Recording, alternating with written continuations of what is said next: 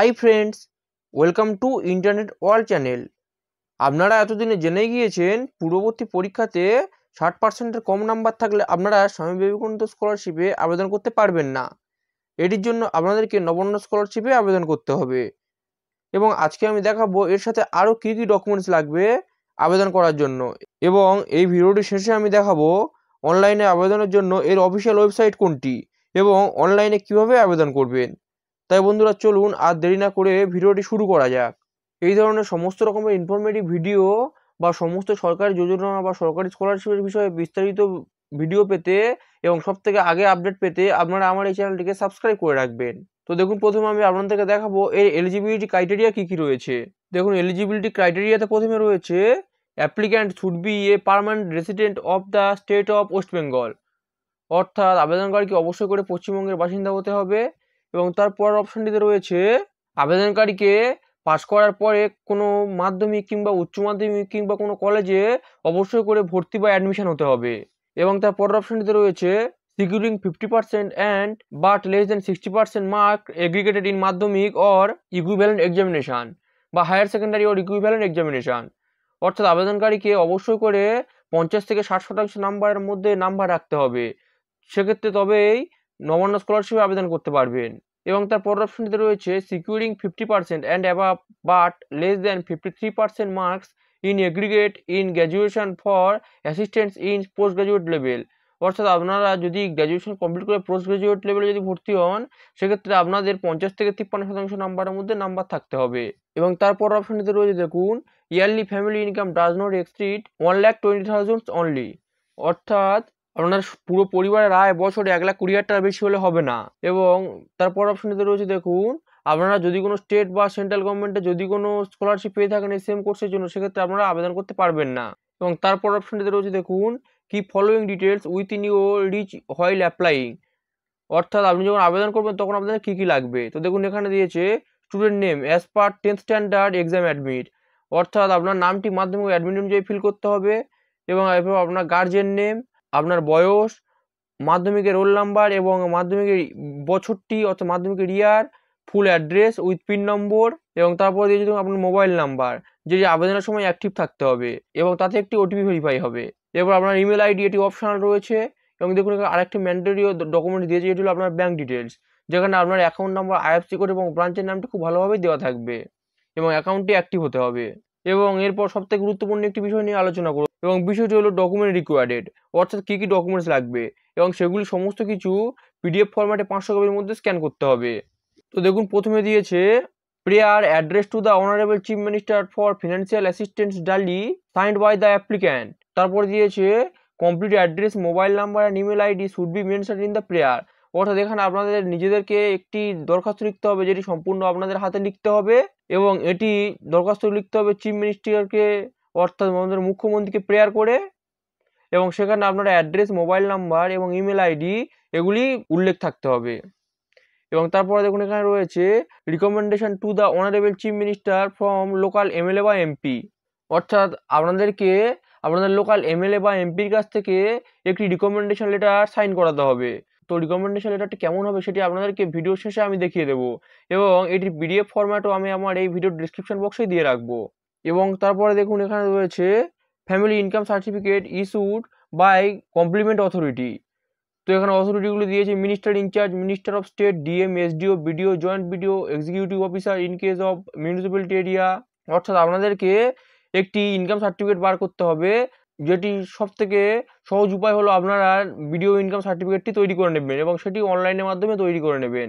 যদি না জানেন কীভাবে ভিডিও ইনকাম সার্টিফিকেট তৈরি করতে হয়, সেক্ষেত্রে আমার এই চ্যানেলে একটি ভিডিও ইনকাম সার্টিফিকেট তৈরি করার ভিডিও রয়েছে, সেই ভিডিওর লিঙ্কটি আমি আমার ডেসক্রিপশন বক্সে কিংবা এই ভিডিও শেষে দিয়ে রাখবো। তো সেটি আপনারা চাইলে সম্পূর্ণ দেখে নিতে পারেন এবং তারপর আপনারা নিজেরা আবেদন করতে পারেন। এবং এরপর রয়েছে দেখুন self declaration by the student under his বা her own signature starting the present course of study along with year বা semester receipt of any government বা নন গভর্নমেন্ট স্কলারশিপ বা স্টাইপেন্ড। তো এখানে আপনাদের নিজেদেরকে একটি সেলফ ডিক্লারেশনেও সই করতে হবে এবং সেটিকে আপনাদের ইনস্টিটিউট থেকে সিগনেচারও করাতে হবে এবং সেখান থেকে একটি স্ট্যাম্প বা সিলও মারিয়ে নিতে হবে।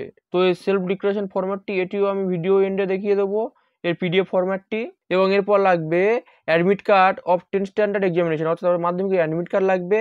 এবং এখানে দিয়েছে দেখুন মার্কশিট অফ কোয়ালিফাইং এক্সামিনেশন, অর্থাৎ আপনি লাস্ট যে পরীক্ষাটি দিয়েছেন তার মার্কশিটটি লাগবে।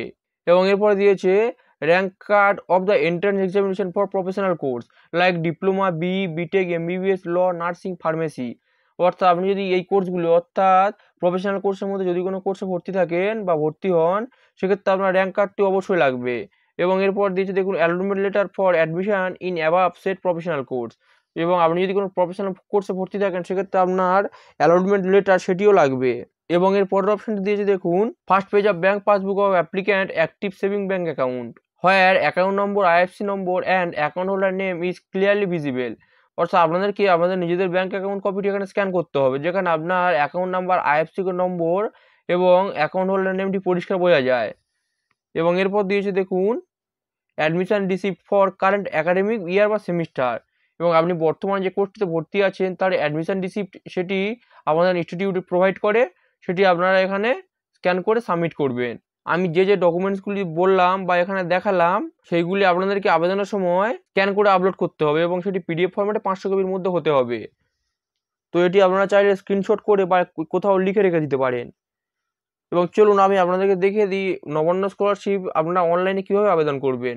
নবান্ন স্কলারশিপে আবেদনের জন্য আপনারা প্রথম নিজেদের পছন্দ মতো যে কোনো ব্রাউজারে চলে এসে এখানে আপনারা নবান্ন স্কলারশিপ লিখে সার্চ করবেন। করার পর আপনারা একদম প্রথমেই দেখতে পাবেন এখানে রয়েছে চিফ মিনিস্টার রিলিফ ফান্ড, তো এটিতে ক্লিক করবেন। করার পর আপনাদের সামনে চিফ মিনিস্টার রিলিফ ফান্ড বা নবান্ন স্কলারশিপ আবেদনের অনলাইন এবং অফিসিয়াল ওয়েবসাইটটি চলে আসবে।